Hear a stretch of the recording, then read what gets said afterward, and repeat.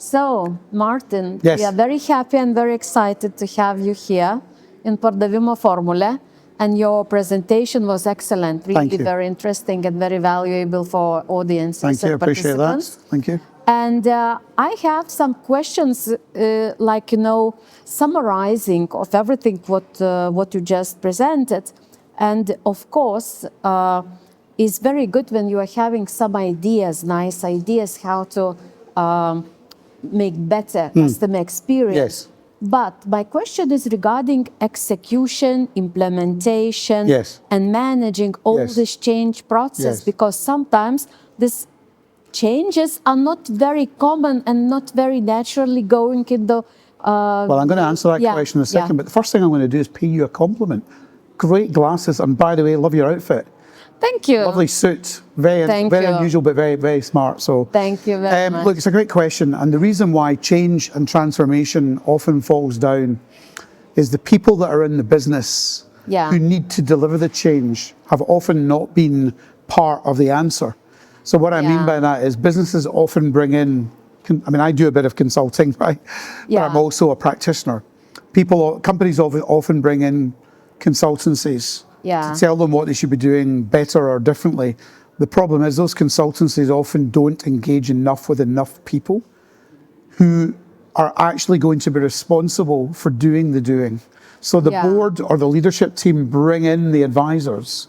But then you're left there thinking, well, hang on a minute, what's this I've got to do differently now? Why did nobody ask me my opinion? So I think a lot of change and transformation falls at the first hurdle because we haven't actually involved enough people in the organization.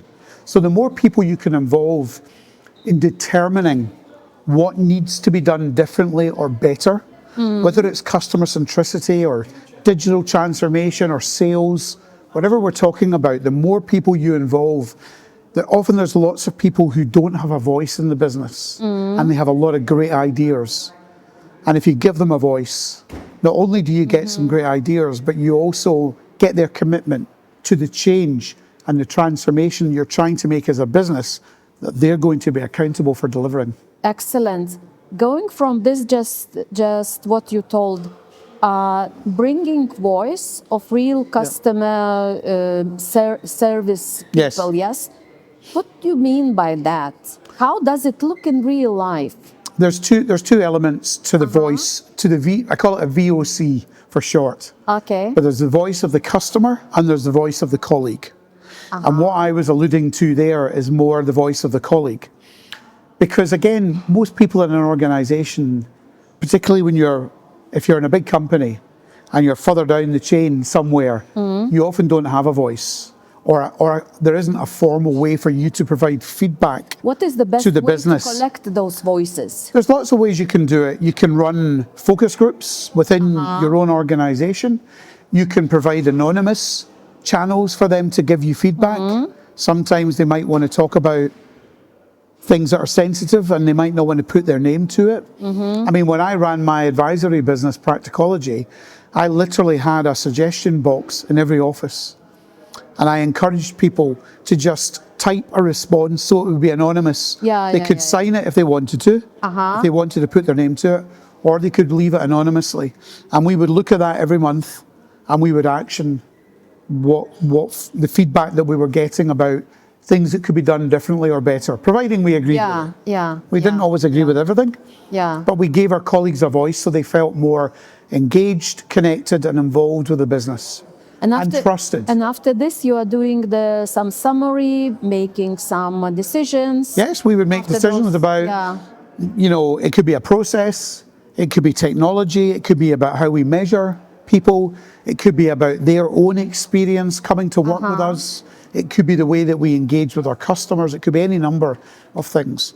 And then from a customer perspective, the voice of the customer. You can run focus groups. You can run surveys. You can, even on a website, when somebody's left the website, if they haven't bought something, you can have a pop-up that asks them a few questions about why they didn't make a purchase, for example, right? Most businesses don't do that. So there's lots of ways that we can capture the data and the insight about what we could be doing differently. And some of that will come from our colleagues, and some of that will come from our customers. Now we got a problem, I think, and it's worldwide, that customers are so often asked to give their opinion Yes. about any movement, Yes. In purchasing. Yes. That they are, it's annoying even, and they are just not reacting on that. What do you have any recipe on that? Well, I think Maybe that's some about the ideas? methodology that's used. Uh-huh. I mean, there's obviously lots of tools. So like every time you fly now, Yeah. you get an email asking you to Yeah. rate the service, right? Hotels. Exactly. Yeah. And it does get a bit boring and a bit frustrating, and you think, Yeah. do you really care? What about picking up the phone?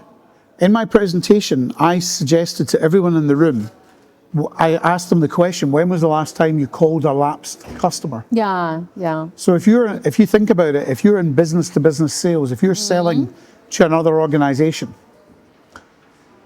and every company in sales loses customers every now and again, right? Yeah.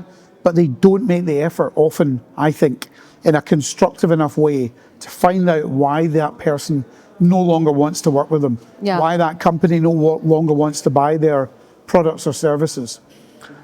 And the closer you can get to your customers, the better. So in a business to business environment, normally you're selling one to a few.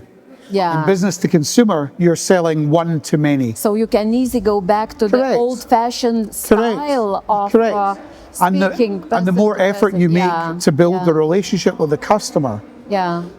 I'm working with a big global company at the moment who will remain nameless in a certain sector. Yeah. And I said to their sales team, have you got key account plans? Yeah. Plans that talk about the individuals, what those people do in their spare time. Yeah. Are they married? Are they into football? Do they like cooking? What do they do? What do they like? So that you get to know them better as individuals and not just in the work environment.